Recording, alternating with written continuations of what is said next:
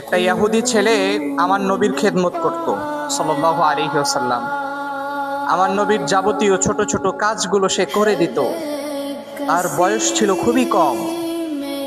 ছেলেটা আমার নবী যখন খেতে বসতো, আমার নবীর জন্য পানি নিয়ে আসতো, আমার নবীর মাথায় মাঝে মাঝে তেল দিয়ে দিত, দাড়িগুলো আছড়ে দিত, আমার নবীর হাত মোবারকের মধ্যে সে আতর মেখে দিত। আল্লাহু আকবার।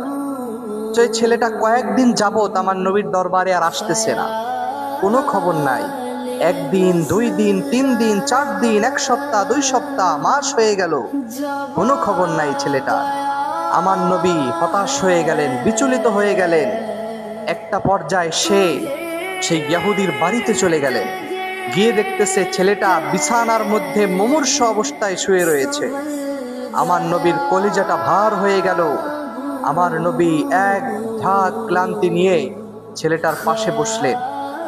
বসে ছেলেটার মাথার মধ্যে হাত বুলিয়ে দিলেন এবং ছেলেটার কানে কানে বলতেছে, হ্যাঁ ইহুদি ছেলে, তুমি কি আমার সাথে সাথে কালিমা শাহাদা পাঠ করবে? এইটা বলার সাথে সাথে ইহুদি ছেলেটা তার বাবার চোখের দিকে তাকালো। দেখবেন যে ছোট বাচ্চারা কিছু হলেই বাবার অনুমতি চায়, যে আমার বাবা বললে তারপরে আমি করব। এখন ছেলেটা তার বাবার দিকে তাকিয়ে রয়েছে, চোখের চাহনি যে বুঝাইতে চাইতেছে, বাবা আমি কি মুহাম্মাদুর রাসূলুল্লাহ সাল্লাল্লাহু আলাইহি সাল্লামের কথাটি মানবো? তখন সেই বাবা বলতেছে, হ্যাঁ তুমি মুহাম্মাদের কথা মেনে নাও সাল্লাল্লাহু আলাইহি ওয়াসাল্লাম। তা বলার সাথে সাথে ছোট বাচ্চাটা আমার নবীর কণ্ঠের সাথে কণ্ঠ মিলিয়ে বলতেছে, লা ইলাহা ইল্লাল্লাহু মুহাম্মাদুর রাসূলুল্লাহ সাল্লাল্লাহু আলাইহি ওয়াসাল্লাম। ছেলেটা আমার নবীর সাথে তাল মিলিয়ে কালিমা শাহাদা পাঠ করলেন, মুসলমান হয়ে গেলেন। আল্লাহু আকবার। এই ছেলেটা মুসলমান হয়ে তারপরে মৃত্যুবরণ করলেন। আল্লাহু আকবার, মাশাআল্লাহ, কত সুন্দর নসিব।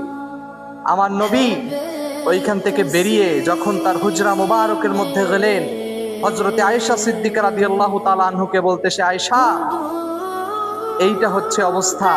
সেই ছেলেটা শেষ মুহূর্তে আল্লাহর প্রতি ঈমান এনেছে, সে আমার হাতে হাত রেখে কালিমা শাহাদা পাঠ করেছে। আল্লাহু আকবার। এই জন্য নবী বলেছেন, আল্লাহ যাকে হেদায়েত দেয় মৃত্যুর আগেও তাকে হেদায়েত দিতে পারে। আল্লাহ যাকে হেদায়েত না দেয় সারা জীবন নেক করার কারে মৃত্যুর আগে সে নাফরমান হয়ে মারা যায়। আল্লাহ আমাদের সবাইকে নেককার হিসাবে কবুল করুক।